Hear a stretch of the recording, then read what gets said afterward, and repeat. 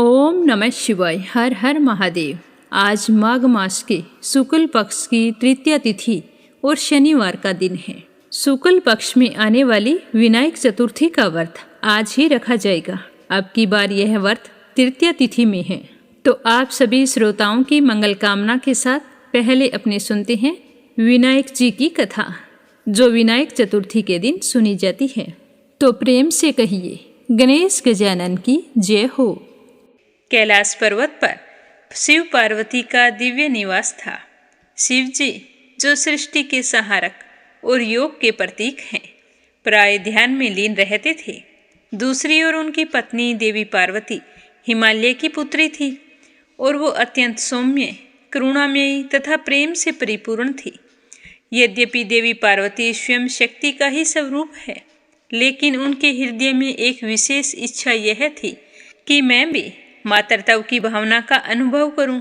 पार्वती चाहती थी कि उनके पास एक पुत्र हो जो उनका सदा साथ दे और मैं उसके साथ ढेरों बातें करूं, खूब दुलार प्यार करूं। जब शिवजी भगवान समाधि में लीन हो तो वह मेरा अच्छे से ख्याल रखे। तो एक दिन भगवान शिव अपनी साधना में लीन थे, तो पार्वती जी ने अपने शरीर से उतारे हुए हल्दी के उपटन को एकत्रित करके एक सुंदर बालक की प्रतिमा बनाई और उस मूर्ति को अपने प्रेम और मातृ शक्ति से प्राण देकर जीवन दान दे दिया।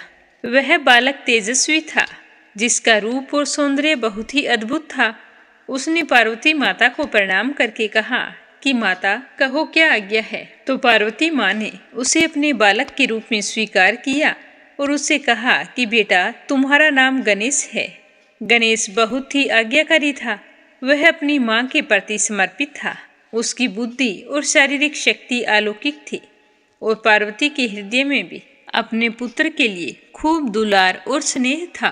तो पार्वती माता कहने लगी कि बेटा, मैं स्नान करने जा रही हूँ, तुम दरवाजे पर खड़े हो जाना, किसी को भी अंदर मत आने देना, चाहे वो कोई भी हो। तो गणेश जी ने कहा कि ठीक है माँ, जो आपका आदेश है, कोई भी अंदर नहीं आ पाएगा। तो गणेश जी अपनी माँ के आदेश का पालन करते हुए घर के द्वार पर खड़े हो गए। पूरी निष्ठा और भक्ति के साथ वहीं पर खड़े रहे। उसी समय शिवजी भगवान ध्यान समाप्त करके पार्वती से मिलने कैलाश लौटे। जब शिवजी ने अपने घर के द्वार पर एक छोटे से बालक को पहरा देते हुए देखा तो उन्हें बड़ा ही आश्चर्य हुआ। शिवजी ने उस बालक के पास आकर कहा कि हे बालक, मैं भगवान शिव हूँ, मुझे अंदर जाने दो। तो गणेश जी तो अपनी माँ के आदेश का पालन कर रहे थे, तो वो तो बिना झिझक के बोले कि मुझे माँ का आदेश है, मैं किसी को भी अंदर नहीं जाने दूंगा, चाहे वो कोई भी हो, आपको भी प्रवेश करने की अनुमति नहीं है। तो शिव जी ने समझाने का बहुत प्रयास किया कि मैं तुम्हारा पिता हूँ, पार्वती का पति हूँ, यह मेरा ही घर है, तुम मुझे अंदर जाने दो। लेकिन गणेश जी तो अपने माँ के आदेश से हटने के लिए तैयार नहीं थे, तो उन्होंने पूरी दृढ़ता से कहा कि मैं आपको अंदर नहीं जाने दूंगा। तो उसके इस तरह के बर्ताव को देखकर तो भगवान शिव ने अपने सेवकों को आदेश दिया कि भवन के द्वार पर डटे उस बालक को समझाकर वहां से हटा दो, ताकि मैं अंदर प्रवेश कर सकूं। मुझे बहुत गुस्सा आ रहा है। तो शिव जी के आदेश का पालन करते हुए भगवान शिव के गणों ने गणेश जी को बहुत समझाया, द्वार से हट जाने की विनती की, परंतु गणेश जी तो नहीं माने। उन्होंने शिव गणों को बुरी तरह से पीट कर वापिस भेज दिया।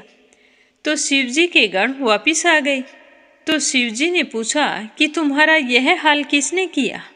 तो वो बताने लगे कि उस बालक ने हमें बुरी तरह से मारा है। तो भगवान शिव सोचने लगे कि छोटा सा बालक है और इतने गणों को मार पीट कर भगा दिया। तो शिव जी को बहुत ही गुस्सा आ गया और उन्होंने अपने त्रिशूल को उठाया और गणेश जी के पास जाकर उनका सर धड़ से अलग कर दिया। गणेश जी का शरीर निर्जीव होकर धरती पर गिर पड़ा। जब पार्वती स्नान करके बाहर आई तो देखा कि उनके प्रिय पुत्र का सिर कट चुका है और वह निर्जीव पड़ा है। तो उनका हृदय दुख से फट पड़ा। उनका मात्र हृदय यह दृश्य सहन नहीं कर सका और वे जोर जोर से विलाप करने लगी। समस्त सृष्टि उनकी पीड़ा से थरथराने लगी। उनका दुख जल्द ही प्रचंड क्रोध में बदल गया।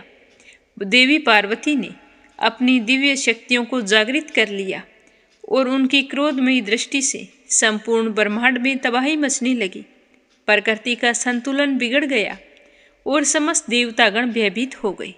देवी पार्वती ने घोषणा की कि अगर गणेश को पुनर्जीवित नहीं किया गया तो मैं सारी सृष्टि का विनाश कर दूंगी। तो सारे देवता मिलकर शिवजी के पास गए और विनती करने लगे कि पार्वती का क्रोध किसी तरह से शांत करो, गणेश जी को पुनर्जीवन दान दो, वरना आज तो अनर्थ हो जाएगा।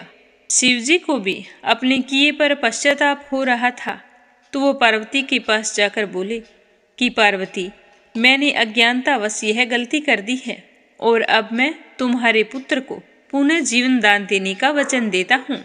यह कहकर शिवजी ने अपने गणों को आदेश दिया कि तुम पृथ्वी पर जाकर देखो कि कोई ऐसा बच्चा जिसकी तरफ उसकी माँ पीठ करके सोई हो, तो उस बच्चे का सर ले आना, उसी से गणेश वापिस जिंदा हो सकता है।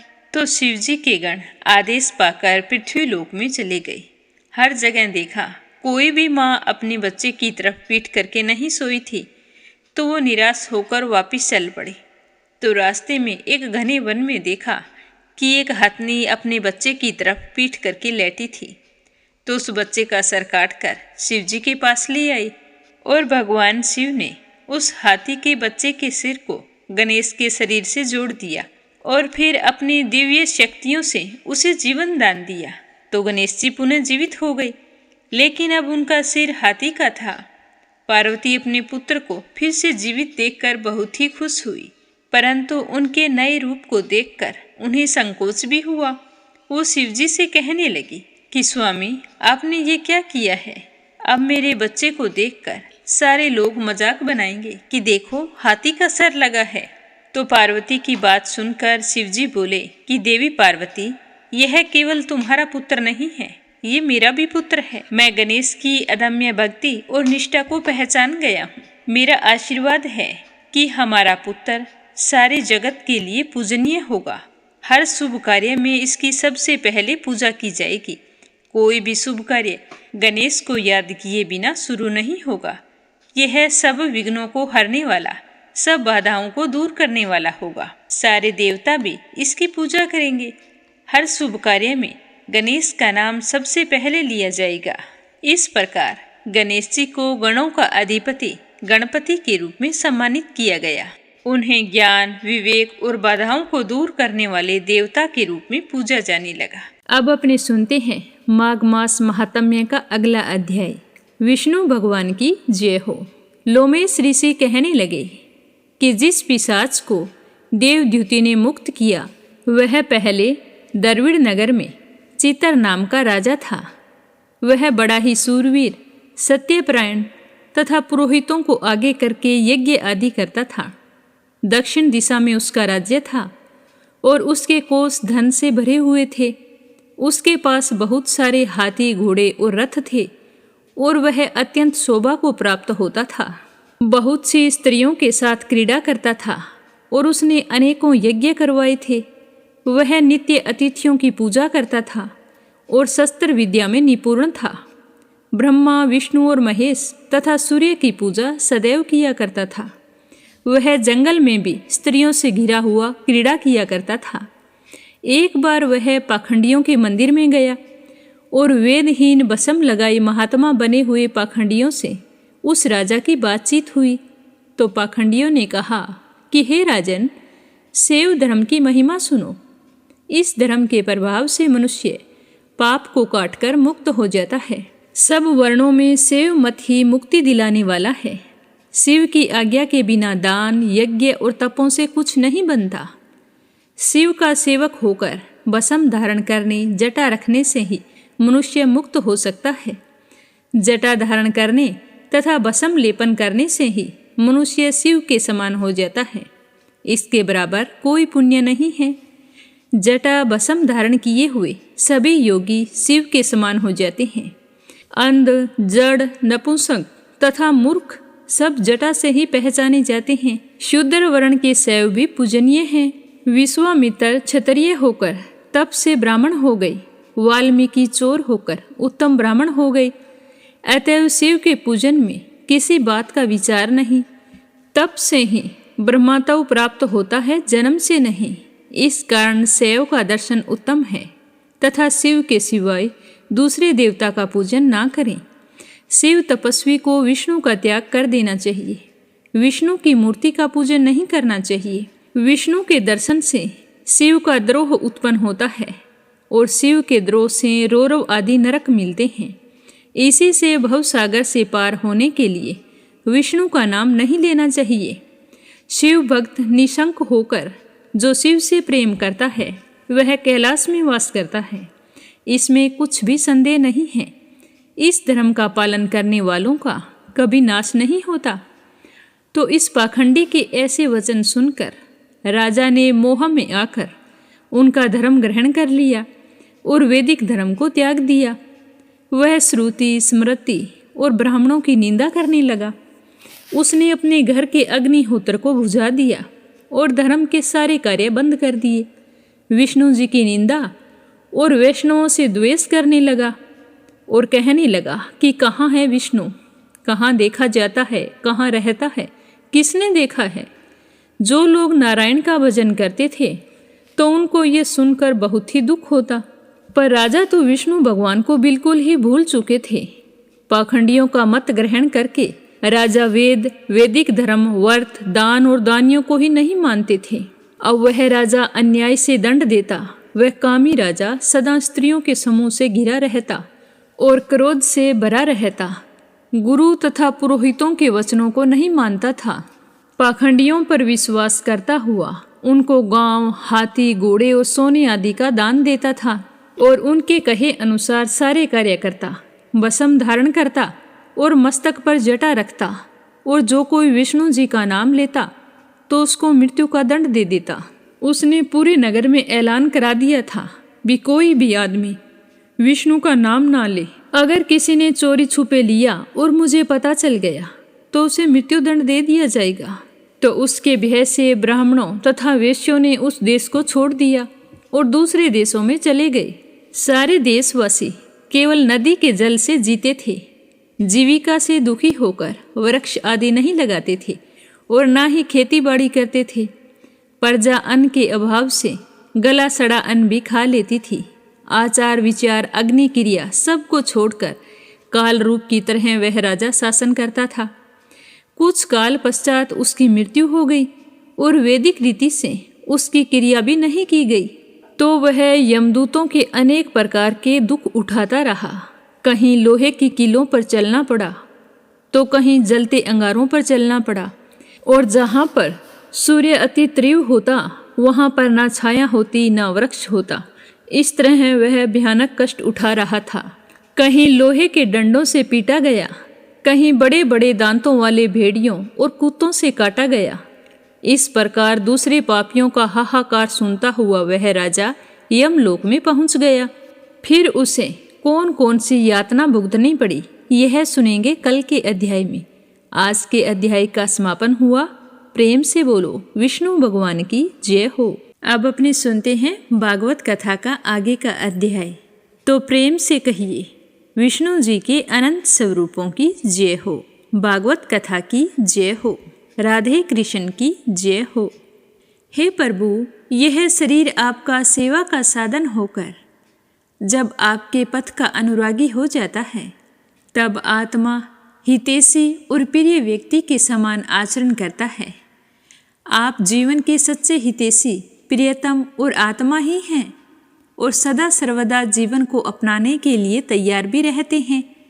इतनी सुगमता होने पर तथा अनुकूल मानव शरीर को पाकर भी लोग सांख्य भाव आदि के द्वारा आपकी उपासना नहीं करते, आप में नहीं रमते, बल्कि इस विनाशी और असत शरीर तथा उसके संबंधियों में ही रम जाते हैं।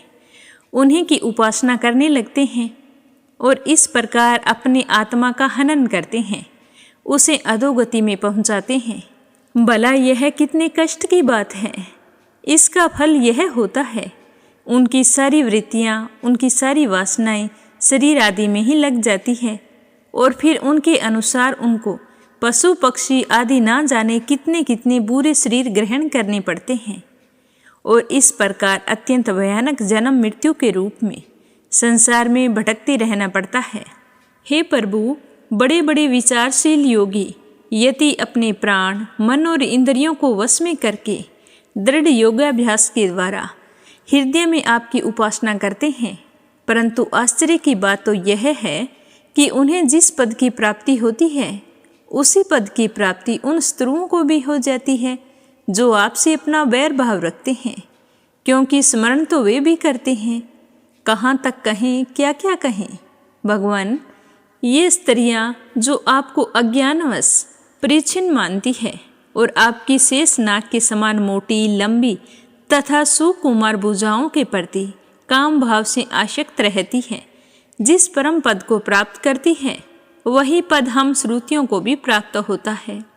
यद्यपि हम आपको सदा सर्वदा एक रस अनुभव करती हैं और आपके चरणार विंद का मकरंद रसपान करती रहती हैं, क्यों न हो आप समदर्शी जो हैं, आपकी दिशा में उपासक के परिच्छिन्न या अपरिच्छिन्न भावों में कोई अंतर नहीं है। भगवान, आप अनादि और अनंत हैं, जिनका जन्म और मृत्यु काल से सीमित है, वह भला आपको कैसे जान सकता है। स्वयं पितामह निवर्ति परायण सनकादिक तथा परवर्ती परायण मरीचि आदि भी बहुत पीछे आपसे उत्पन्न हुए हैं। जिस समय आप सबको समेट कर सो जाते हैं, उस समय ऐसा कोई साधन नहीं रह जाता जिससे उसके साथ ही सोया हुआ जीव आपको जान सके, क्योंकि उस समय ना तो आकाश आदि स्थूल जगत रहता है और ना ही महतत्व आदि सूक्ष्म जगत। इन दोनों से बने हुए शरीर और उनके द्वारा निमित्त क्षण मूर्त आदि काल के अंग भी नहीं रहते। उस समय कुछ भी नहीं रहता, यहाँ तक कि वे काल शास्त्र आप में ही समा जाते हैं। ऐसी अवस्था में आपको जानने की चेष्टा ना करके आपका भजन करना ही सर्वोत्तम मार्ग होता है। हे प्रभु, कुछ लोग मानते हैं कि असत जगत की उत्पत्ति होती है और कुछ लोग कहते हैं कि सत रूपों दुखों का नाश होने पर मुक्ति मिलती है, तो कुछ लोग आत्मा को अनेक मानते हैं, तो कई लोग कर्म के द्वारा प्राप्त होने वाले लोक और परलोक रूप में व्यवहार को सत्य मानते हैं। इसमें संदेह नहीं है कि ये सब बातें भ्रम मूलक हैं और वे आरोप करके ऐसा उपदेश करते हैं। पुरुष त्रिगुण में है, इस प्रकार का भेदभाव केवल अज्ञान से ही होता है और आप अज्ञान से सर्वथा परे हैं, इसीलिए ज्ञान स्वरूप आप में किसी प्रकार का भेदभाव नहीं है। यह त्रिगुणात्मक जगत मन की कल्पना मात्र है। केवल यही नहीं, परमात्मा और जगत से पृथक प्रतीत होने वाला पुरुष भी कल्पना मात्र ही है। इस प्रकार वास्तव में असत होने पर अपने सत्य अधिष्ठान आपकी सत्ता के कारण यह सत्य सा प्रतीत हो रहा है। इसीलिए भोक्ता और भोग्य दोनों के संबंध को सिद्ध करने वाली इंद्रियां आदि जितना भी जगत है, सबको आत्मज्ञानी पुरुष आत्म रूप से सत्य मानते हैं। सोने से बने हुए कड़े, कुंडल आदि स्वर्ण रूप ही तो हैं। इसीलिए उनको इस रूप में जानने वाला पुरुष उन्हें छोड़ता नहीं। वह समझता है कि यह भी सोना है। इस प्रकार यह जगत आत्मा में ही कल्पित और आत्मा से ही व्याप्त है। इसीलिए आत्मज्ञानी पुरुष इसे आत्म रूप ही मानते हैं। हे भगवान, जो लोग यह समझते हैं कि आप समस्त प्राणियों और पदार्थों के अधिष्ठान हैं, सबके आधार हैं और सर्वोत्तम भाव से आपका भजन सेवन करते हैं, वे मृत्यु को तुच्छ समझकर उसके सिर पर लात मारते हैं, अर्थात उस पर विजय प्राप्त कर लेते हैं। जो लोग आपसे विमुख हैं, वे चाहे जितने बड़े विद्वान हों, उन्हें आप कर्मों का प्रतिपादन करने वाली श्रुतियों से पशु के समान बांध लेते हैं। इसके विपरीत जिन्होंने आपके साथ प्रेम का संबंध जोड़ रखा है, वे न केवल अपने को बल्कि दूसरों को भी पवित्र कर देते हैं, जगत के बंधन से छुड़ा देते हैं। ऐसा सौभाग्य आपसे विमुख लोगों को कैसे प्राप्त हो सकता है? हे प्रभु, आप मन, बुद्धि और इंद्रिय आदि कारणों से, चिंतन, कर्म आदि साधनों से सर्वथा रहित हैं। फिर भी आप समस्त अंतःकरण और ब्रह्माकरणों की शक्तियों से सदा सर्वदा संपन्न हैं। आप स्वतः ज्ञानवान स्वयं प्रकाश हैं। अतः कोई काम करने के लिए आपको इंद्रियों की आवश्यकता नहीं है। जैसे छोटे छोटे राजा अपनी प्रजा से कर लेकर स्वयं अपने सम्राट को कर देते हैं, वैसे ही मनुष्यों के पूज्य देवता और देवताओं के पूज्य ब्रह्मा जी आदि अपने अधिकृत प्राणियों से पूजा स्वीकार करते हैं और माया के अधीन होकर आपकी पूजा करते रहते हैं। वे इस प्रकार आपकी पूजा करते हैं कि आपने जहाँ जो कर्म करने के लिए उन्हें नियुक्त कर दिया है, वे आपसे भयभीत रहकर वहीं वह काम करते रहते हैं। नित्य मुक्त आप मायातीत हैं, फिर भी जब अपने इक्षण मात्र से, संकल्प मात्र से माया के साथ क्रीड़ा करते हैं, तब आपका संकेत पाते ही जीवों के सूक्ष्म शरीर और उनके सुप्त कर्म संस्कार जाग जाते हैं और चराचर प्राणियों की उत्पत्ति होती है। हे प्रभु, आप परम दयालु हैं। आकाश के समान सब में सम होने के कारण न तो कोई अपना है और न ही कोई पराया है। वास्तव में तो आपके स्वरूप में मन और वाणी की गति ही नहीं है।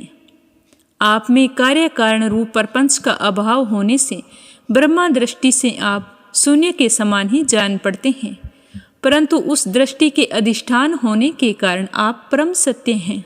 भगवान, आप नित्य एकरस हैं। यदि जीव असंख्य हों और सबके सब नित्य एवं सर्वव्यापक हों, तब तो वे आपके समान ही हो जाएंगे।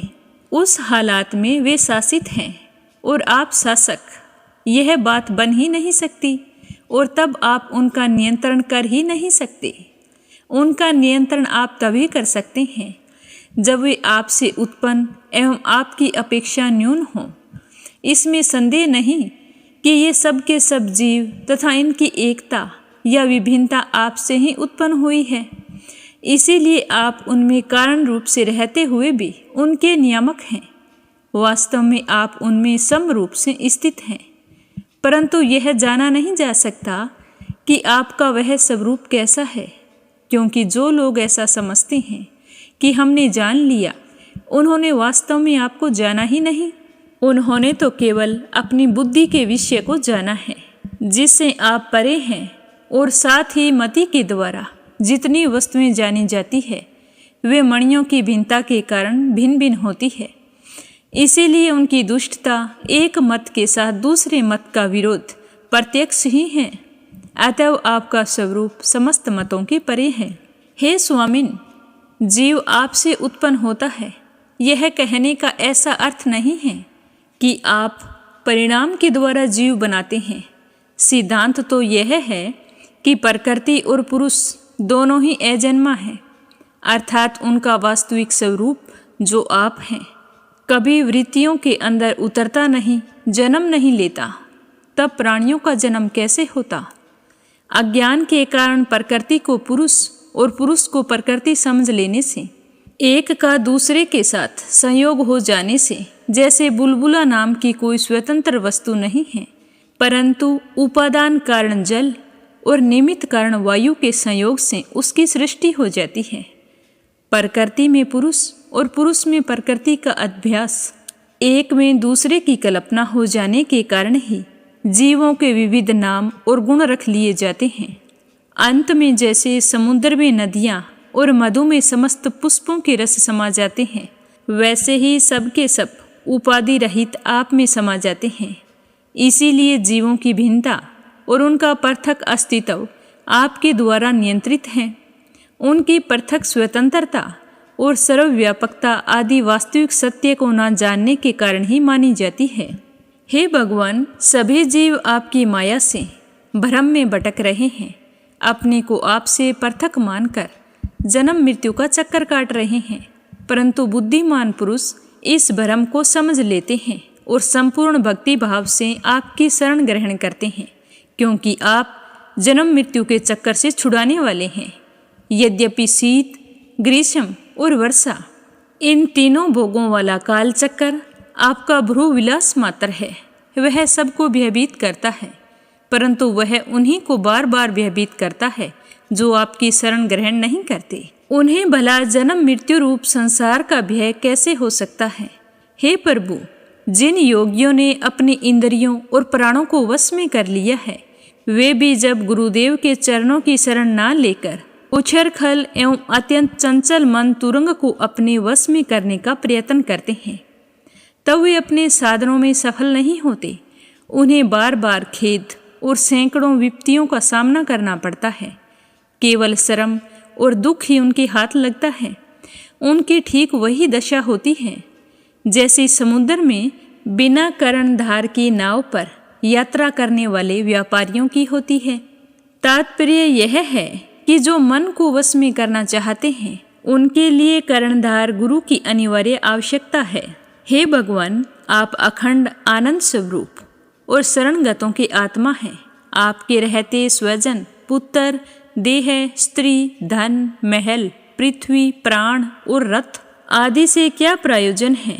जो लोग इस सत्य सिद्धांत को ना जानकर स्त्री पुरुष के संबंध से होने वाले सुखों में ही रम रहे हैं, उन्हें संसार में भला ऐसी कौन सी वस्तु है जो सुखी कर सके, क्योंकि संसार की सभी वस्तुएं स्वभाव से ही विनाशी हैं। एक ना एक दिन मटिया मेट हो जाने वाली है, यानी कि नष्ट हो जाने वाली है। और तो क्या, वे स्वरूप से ही सारहीन और सत्ताहीन हैं। वे भला क्या किसी को सुख दे सकती है। हे भगवान, जो ऐश्वर्य, लक्ष्मी, विद्या, जाति, तपस्या आदि के घमंड से रहित हैं, वे संत पुरुष इस पृथ्वी तल पर परम पवित्र और सबको पवित्र करने वाले पुण्य में सच्चे तीर्थ स्थान हैं, क्योंकि उनके हृदय में आपके चरणारविंद सर्वदा विराजमान रहते हैं। और यही कारण है कि उन संत पुरुषों का चरणामृत समस्त पापों और तापों को सदा के लिए नष्ट कर देने वाला है। भगवान, आप नित्य आनंद स्वरूप आत्मा ही हैं, जो एक बार भी आपको अपना मन समर्पित कर देते हैं, आप में मन लगा देते हैं, वे उन देह गेहों में कभी नहीं फंसते जो जीव के विवेक, वैराग्य, धैर्य, क्षमा और शांति आदि गुणों का नाश करने वाले हैं। वे तो बस आप में ही रम जाते हैं। हे भगवान, जैसे मिट्टी से बना हुआ घड़ा मिट्टी रूप ही होता है, वैसे ही सत से बना हुआ जगत भी सत्य ही है। यह बात युक्ति संगत नहीं है, क्योंकि कारण और कार्य का निर्देश ही उनके भेद का द्योतक होता है। यदि केवल भेद का निषेध करने के लिए ही ऐसा कहा जा रहा हो, तो पिता और पुत्र में, दंड और घटनाशक में कार्य कारण भाव होने पर भी वे एक दूसरे से भिन्न हैं। इस प्रकार कार्य कारण की एकता सर्वत्र एक सी नहीं देखी जाती। यदि कारण शब्द से निमित्त कारण ना लेकर केवल उपादान कारण लिया जाए, जैसे कुंडल का सोना, तो भी कहीं कहीं कार्य की असत्यता प्रमाणित होती है, जैसे रस्सी में सांप। यहाँ उपादान कारण के सत्य होने पर भी उसका कार्य सर्प अथवा असत्य है। यदि यह कहा जाए कि प्रतीत होने वाले सर्प का उपादान कारण केवल रस्सी नहीं है, उसके साथ अविद्या का भ्रम का मेल भी है, तो यह समझना चाहिए कि अविद्या और सत वस्तु के संयोग से ही इस जगत की उत्पत्ति हुई है। इसीलिए जैसे रस्सी में प्रतीत होने वाला सर्प मिथ्या है, वैसे ही सत वस्तु में अविद्या के संयोग से प्रतीत होने वाला नाम रूपात्मक जगत भी मिथ्या है। यदि केवल व्यवहार की सिद्धि के लिए ही जगत की सत्ता अभीष्ट हो, सत्य है। यह भ्रम व्यवहारिक जगत में माने हुए काल की दृष्टि से अनादि है, और अज्ञानी जन बिना विचार को किए पूर्व के भ्रम से प्रेरित होकर अंध परंपरा से इसे मानते चले आ रहे हैं। ऐसी स्थिति में कर्म फल को सत्य बतलाने वाली श्रुतियाँ केवल उन्हीं लोगों को भ्रम में डालती है जो कर्म में जड़ हो रहे हैं, और यह नहीं समझते कि इनका तात्पर्य कर्म फल की नियता बतलाने में नहीं, बल्कि उनकी प्रशंसा करके उन कर्मों में लगाने में है। भगवान, वास्तविक बात तो यह है कि यह जगत उत्पत्ति के पहले नहीं था और प्रलय के बाद भी नहीं रहेगा। इससे यह सिद्ध होता है कि यह बीच में भी एक रस परमात्मा में मिथ्या ही प्रतीत हो रहा है। इसी से हम श्रुतियाँ इस जगत का वर्णन ऐसी उपमा देकर करती हैं, जैसे मिट्टी में घड़ा, लोहे में शस्त्र और सोने में कुंडल आदि नाम मात्र हैं, वास्तव में मिट्टी, लोहा और सोना ही हैं। वैसे ही परमात्मा में वर्णित जगत नाम मात्र है, सर्वथा मिथ्या और मन की कल्पना। इसे नासमझ मूर्ख ही सत्य मानते हैं। हे भगवान, जब जीव माया से मोहित होकर अविद्या को अपना लेता है, उस समय उसके स्वरूपभूत आनंद आदि गुण ढक जाते हैं। वह गुणजन्य वृत्तियों, इंद्रियों और देहों में फंस जाता है तथा उन्हीं को अपना मानकर उनकी सेवा करता है। अब उनकी जन्म मृत्यु में अपनी जन्म मृत्यु मानकर उनके चक्कर में पड़ जाता है।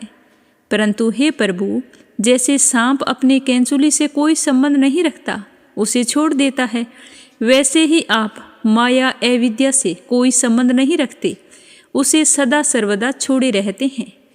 इसी से आपके संपूर्ण ऐश्वर्य सदा सर्वदा आपके साथ रहते हैं। अणिमा आदि अष्ट सिद्धियों से युक्त परमेश्वर्य में आपकी स्थिति है। इसी से आपका ऐश्वर्य, धर्म, यश, श्री ज्ञान और वैराग्य अपरिमित है, अनंत है। वह देश, काल और वस्तुओं की सीमा से आबाद नहीं है। हे भगवान, यदि मनुष्य योगी यति होकर भी अपने हृदय की विषय वासनाओं को उखाड़ नहीं फेंकते, तो उन असाधकों के लिए आप हृदय में रहने पर भी वैसे ही दुर्लभ है जैसे कोई अपने गले में मणि पहने हुए हो, परंतु उसकी याद ना रहने पर उसे ही इधर उधर ढूंढता फिरे। जो साधक अपनी इंद्रियों को तृप्त करने में ही लगे रहते हैं, विषयों से विरक्त नहीं होते, उन्हें जीवन भर और जीवन के बाद भी दुख ही दुख भोगना पड़ता है, क्योंकि वे साधक नहीं, दम्भी हैं। एक तो अभी उन्हें मृत्यु से छुटकारा नहीं मिला है, लोगों को रिझाने, धन कमाने आदि के क्लेश उठाने पड़ रहे हैं, और दूसरी आपका स्वरूप न जानने के कारण अपने धर्म कर्म का उल्लंघन करने से परलोक में नरक आदि प्राप्त होने का भय भी बना ही रहता है। हे भगवान, आपके वास्तविक स्वरूप को जानने वाला पुरुष आपके दिए हुए पुण्य और पाप कर्मों के फल, सुख एवं दुखों को नहीं जानता, नहीं भोगता। वह भोग्य और भोक्तापन के भाव से ऊपर उठ जाता है। उस समय विधि निषेध के प्रतिपादक शास्त्र भी उससे निवृत्त हो जाते हैं, क्योंकि वे देह अभिमानियों के लिए हैं। उनकी ओर तो उसका ध्यान ही नहीं जाता। जिसे आपके स्वरूप का ज्ञान नहीं हुआ है, वह भी यदि प्रतिदिन आपकी प्रत्येक युग में हुई लीलाओं, गुणों का गान सुन सुनकर उनके द्वारा आपको अपने हृदय में बैठा लेता है, तो अनंत अचिंत्य दिव्य गुणों के निवास स्थान पर प्रभु आपका वह प्रेमी भक्त भी पाप पुण्यों के फल, सुख दुख और विधि निषेधों से अतीत हो जाता है, क्योंकि आप ही उनकी मोक्ष स्वरूप गति हैं। परंतु इन ज्ञानी और प्रेमियों को छोड़कर और सभी शास्त्र बंधन में हैं तथा वे उसका उल्लंघन करने पर दुर्गति को प्राप्त होते हैं। भगवान, स्वर्ग आदि लोकों के अधिपति इंद्र, ब्रह्मा प्रभृति भी आपकी था आपका पार नहीं पा सके। और आश्चर्य की बात तो यह है कि आप भी उसे नहीं जानते, क्योंकि जब अंत है ही नहीं तब कोई जानेगा कैसे। प्रभु, जैसे आकाश में हवा के धूल के नन्हे नन्हे कण उड़ते रहते हैं, वैसे ही आप में काल के वेग से अपने से उत्तरोत्तर 10 गुणे 7 आवरणों के सहित असंख्य ब्रह्मांड एक साथ घूमते रहते हैं। तब भला आपकी सीमा कैसे मिले? हम श्रुतियाँ भी आपके स्वरूप का साक्षात वर्णन नहीं कर सकती। आपके अतिरिक्त वस्तुओं का निषेध करते करते अंत में अपना भी निषेध कर देती हैं और आप में ही अपनी सत्ता खोकर सफल हो जाती हैं। भगवान नारायण ने कहा कि हे देव ऋषि, इस प्रकार सनकादिक ऋषियों ने आत्मा और ब्रह्मा की एकता बतलाने वाला उपदेश सुनकर आत्म स्वरूप को जाना और नित्य सिद्धि होने पर भी इस उपदेश से कृतकृत्य होकर उन लोगों ने सनंदन की पूजा की। शनक आदि ऋषि सृष्टि के आरंभ में उत्पन्न हुए थे, अतः वे सबके पूर्वज हैं। उन आकाशगामी महात्माओं ने इस प्रकार समस्त वेद, पुराण और उपनिषदों का रस निचोड़ लिया है। यह सबका सार सर्वस्व है। हे देव ऋषि, तुम भी उन्हीं के समान ब्रह्मा के मानस पुत्र हो, उनकी ज्ञान संपत्ति के उत्तराधिकारी हो। तुम भी श्रद्धा के साथ इस ब्रह्मात्म विद्या को धारण करो और स्वच्छंद भाव से पृथ्वी में विचरण करो। यह विद्या मनुष्यों की समस्त वासनाओं को भस्म कर देने वाली है। तो इस तरह बताते हुए सुखदेव जी कहने लगे कि हे राजन, देव ऋषि नारद बड़े संयमी, ज्ञानी, पूर्ण काम और नैष्ठिक ब्रह्मचारी हैं। वे जो कुछ सुनते हैं उन्हें उसकी धारणा हो जाती है। भगवान नारायण ने उन्हें जब इस प्रकार उपदेश किया तब उन्होंने बड़ी श्रद्धा से उसे ग्रहण किया और उनसे यह कहा कि हे भगवान, सच्चिदानंद स्वरूप श्री कृष्ण, आपकी कीर्ति परम पवित्र है। आप समस्त प्राणियों के परम कल्याण मोक्ष के लिए कमनीय कला अवतार धारण किया करते हैं। मैं आपको बारंबार नमस्कार करता हूँ। हे राजन, इस प्रकार महात्मा देव ऋषि नारद आदि ऋषि भगवान नारायण को और उनके शिष्यों को नमस्कार करके स्वयं मेरे पिता श्री कृष्ण द्वैपायन के आश्रम पर गए। भगवान वेद व्यास ने उनका यथोचित सत्कार किया। वे आसन स्वीकार करके बैठ गए। इसके बाद देव ऋषि नारद जी ने जो कुछ भगवान नारायण के मुंह से सुना था वह सब कुछ मेरे पिताजी को सुना दिया। हे राजन, इस प्रकार मैंने तुम्हें बतलाया कि मन वाणी से अगोचर और समस्त प्राकृत गुणों से रहित पर ब्रह्मा परमात्मा का वर्णन श्रुतियाँ किस प्रकार करती हैं और उसमें मन का कैसे प्रवेश होता है, यही तो तुम्हारा प्रश्न था और मैंने तुम्हें बताया है। हे राजन, भगवान ही इस विषय का संकल्प करते हैं तथा उसके आदि, मध्य और अंत में स्थित रहते हैं। वे प्रकृति और जीव दोनों के स्वामी हैं। उन्होंने ही इसकी सृष्टि करके जीव के साथ इसमें प्रवेश किया है और शरीरों का निर्माण करके ही उनका नियंत्रण करते हैं। जैसे गहरी निद्रा में स्वप्न में मगन पुरुष अपने शरीर का अनुसंधान छोड़ देता है, वैसे ही भगवान को पाकर यह जीव माया से मुक्त हो जाता है। भगवान ऐसे विशुद्ध केवल चिन्मात्र तत्व हैं कि उनमें जगत के कारण माया अथवा प्रकृति का रत्ती भर भी अस्तित्व नहीं है। वे ही वास्तव में अभयस्थान है। उनका चिंतन निरंतर करते रहना चाहिए। यह सुनकर राजा परीक्षित ने पूछा कि भगवान शंकर ने समस्त भोगों का परित्याग कर रखा था, परंतु देखा यह जाता है कि जो देवता, असुर अथवा मनुष्य उनकी उपासना करते हैं वे प्राय धनी और भोग संपन्न हो जाते हैं। और भगवान विष्णु लक्ष्मीपति हैं, परंतु उनकी उपासना करने वाले प्राय धनी और भोग संपन्न नहीं होते। दोनों प्रभु त्याग और भोग की दृष्टि से एक दूसरे से विरुद्ध स्वभाव वाले हैं, परंतु उनके उपासकों को उनके स्वरूप के विपरीत फल मिलता है। मुझे इस विषय में बड़ा संदेह है कि त्यागी की उपासना से भोग और लक्ष्मीपति की उपासना से त्याग कैसे मिलता है। मैं आपसे यह जानना चाहता हूँ। तो श्री सुखदेव जी कहने लगे कि हे राजन, शिव जी सदा अपनी शक्ति से युक्त रहते हैं। वे सतव आदि गुणों से युक्त तथा अहंकार के अधिष्ठाता हैं। अहंकार के 3 भेद हैं, वैकारिक, तेजस और तामस। त्रिविध अहंकार से 16 विकार हुए, 10 इंद्रियां, 5 महाभूत और 1 मन। अतः इन सब के अधिष्ठात देवताओं में से किसी एक की उपासना करने पर समस्त ऐश्वर्यों की प्राप्ति हो जाती है। परंतु राजन, भगवान श्री हरि तो प्रकृति से परे स्वयं पुरुषोत्तम एवं प्राकृत गुण रहित हैं। वे सर्वज्ञ तथा सबके अंतःकरणों के साक्षी हैं। जो उनका भजन करता है वह स्वयं भी गुण अतीत हो जाता है। हे राजन, जब तुम्हारे दादा धर्मराज युधिष्ठिर अश्वमेघ यज्ञ करा चुके तब भगवान से उस समय उन्होंने यही प्रश्न किया था। हे राजन, भगवान श्री कृष्ण सर्वशक्तिमान परमेश्वर हैं। मनुष्यों के कल्याण के लिए ही उन्होंने यदुवंश में अवतार धारण किया था। राजा युधिष्ठिर का प्रश्न सुनकर और उनकी सुनने की इच्छा देखकर उन्होंने प्रसन्नतापूर्वक इस प्रकार उत्तर दिया। भगवान श्री कृष्ण कहने लगे कि हे राजन, जिस पर मैं कृपा करता हूँ उसका सब धन धीरे धीरे छीन लेता हूँ।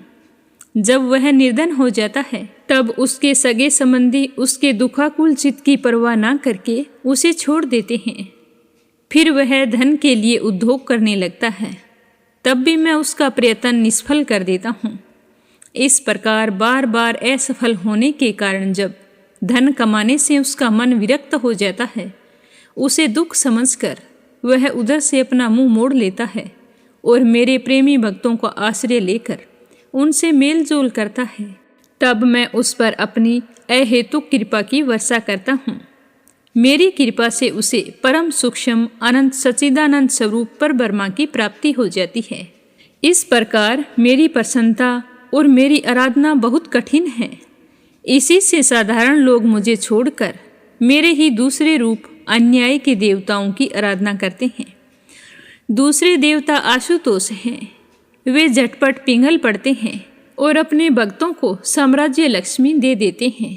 उसे पाकर वे उछल प्रमादी और उन्मत्त हो उठते हैं और अपने वरदाता देवताओं को भी भूल जाते हैं तथा उनका तिरस्कार कर बैठते हैं।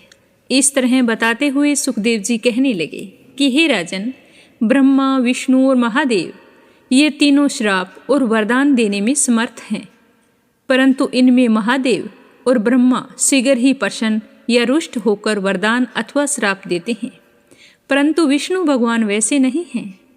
इस विषय में महात्मा लोग एक प्राचीन इतिहास कहा करते हैं। भगवान शंकर एक बार वृकासुर को वरदान देकर संकट में पड़ गए थे।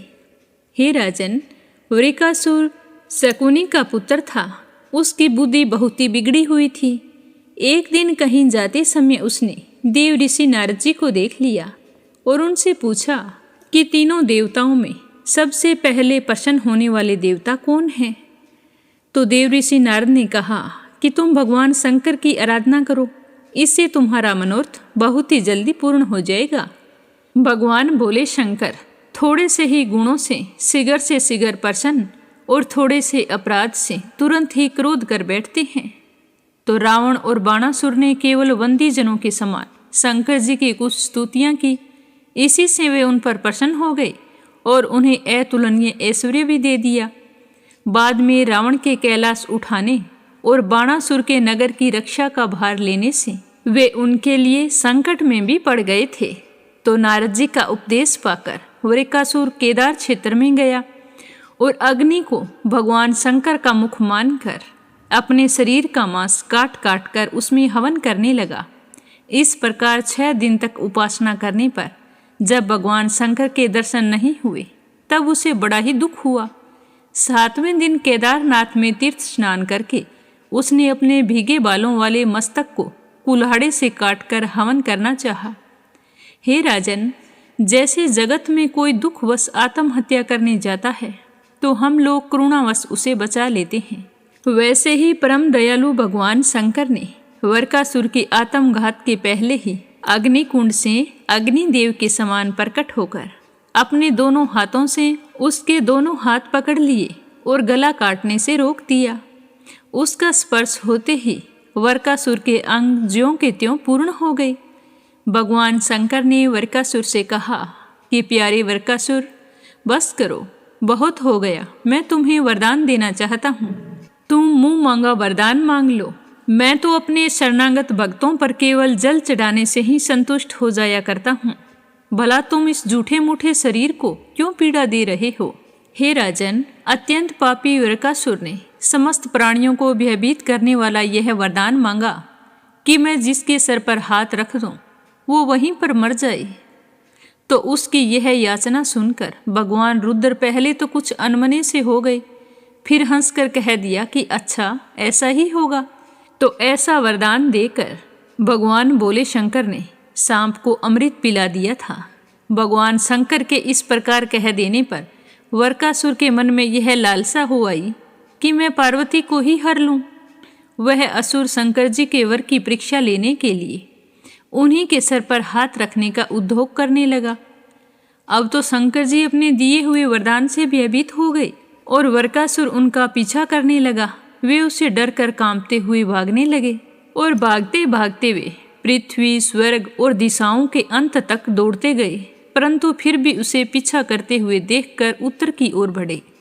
बड़े बड़े देवता इस संकट को टालने का कोई उपाय न देखकर चुप रह गए। अंत में वे प्राकृतिक अंधकार से परे परम प्रकाश में बैकुंठ लोक में गए। बैकुंठ में स्वयं भगवान नारायण निवास करते हैं। एकमात्र वे ही उन सन्यासियों की परम गति है जो सारे जगत को अभयदान करके शांत भाव में स्थित हो गए। बैकुंठ में जाकर जीव को फिर लौटना नहीं पड़ता। भगत बिहारी भगवान ने देखा कि शंकर जी तो बहुत बड़े कष्ट में पड़े हुए हैं, तब वे अपनी योग माया से ब्रह्मचारी बनकर दूर से ही धीरे धीरे वरकासुर की ओर आने लगे। भगवान ने काला मृगचरम, दंड और रुद्राक्ष की माला धारण कर रखी थी। उनके एक एक अंग से ऐसी ज्योति निकल रही थी मानो आग धधक रही हो। वे हाथ में कुछ लिए हुए थे। वरकासुर को देखकर उन्होंने बड़ी नम्रता से झुककर प्रणाम किया। ब्रह्मचारी वेशधारी भगवान ने कहा कि शकुनी नंदन वरकासुर जी, आप स्पष्ट ही बहुत थके से जान पड़ते हैं। आज आप बहुत दूर से आ रहे हैं क्या? तनिक विश्राम तो कर लीजिए। देखिए, यह शरीर ही सारे सुखों की जड़ है। इसी से सारी कामनाएं पूरी होती है। इसे अधिक कष्ट नहीं देना चाहिए। आप तो सब प्रकार से समर्थ हैं। इस समय आप क्या करना चाहते हैं? यदि मेरे सुनने योग्य कोई बात हो तो बतलाइए, क्योंकि संसार में देखा जाता है कि लोग सहायकों के द्वारा बहुत से काम बना लिया करते हैं। तो इस तरह बताते हुए श्री सुखदेव जी कहने लगे कि हे राजन, भगवान के एक एक शब्द से अमृत रस बरस रहा था। उनके इस प्रकार पूछने पर पहले तो उसने तनिक ठहर कर अपनी थकावट दूर की। उसके बाद कर्मश अपनी तपस्या, वरदान प्राप्ति तथा भगवान शंकर के पीछे दौड़ने की बात शुरू से लेकर अंत तक कह सुनाई। तो श्री भगवान जी ने कहा कि अच्छा, ऐसी बात है, तब तो भाई हम उसकी बात पर विश्वास नहीं करते। आप नहीं जानते क्या, वह तो दक्ष प्रजापति के श्राप से पिशाच भाव को प्राप्त हो गया है। आजकल वही प्रेतों और पिशाचों का सम्राट है। दानवराज, आप इतने बड़े होकर ऐसी छोटी छोटी बातों पर विश्वास कर लेते हैं।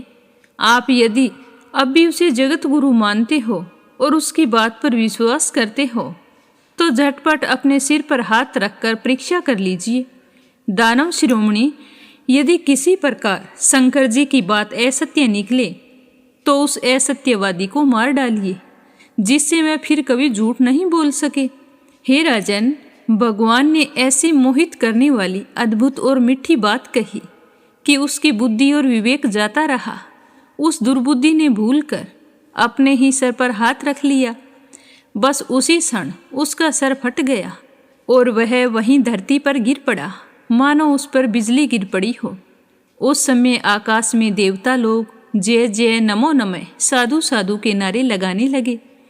पापी वरकासुर की मृत्यु से देवता, ऋषि, पितर और गंधर्व अत्यंत प्रसन्न होकर पुष्पों की वर्षा करने लगे और भगवान शंकर उस विकट संकट से मुक्त हो गए। फिर भगवान पुरुषोत्तम ने भय मुक्त शंकर जी से कहा कि देवादिदेव, बड़े हर्ष की बात है कि इस दुष्ट को इसके पापों ने ही नष्ट कर दिया। परमेश्वर, भला ऐसा कौन प्राणी है जो महापुरुषों का अपराध करके कुशलता से रह सके? फिर स्वयं जगत गुरु विश्वेश्वर, आपका अपराध करके तो कोई सकुशल रह ही कैसे सकता है? भगवान अनंत शक्तियों के समुद्र हैं। उनकी एक एक शक्ति मन और वाणी की सीमा के परे है। वे प्रकृति से अतीत स्वयं परमात्मा है। उनकी शंकर जी को संकट से छुड़ाने की यह लीला जो कोई कहता है, सुनता है, वह संसार के बंधनों और शत्रुओं के भय से मुक्त हो जाता है। प्रेम से बोलो विष्णु भगवान के अनंत स्वरूपों की जय हो। भागवत कथा की जय हो। तो आज की कथा को यहीं पर विराम देते हैं। आगे क्या हुआ यह सुनेंगे कल की कथा में। श्रद्धा भाव से सुनने के लिए आप सभी का बहुत बहुत धन्यवाद। भगवान श्री हरि विष्णु आपकी सारी मनोकामनाएं पूर्ण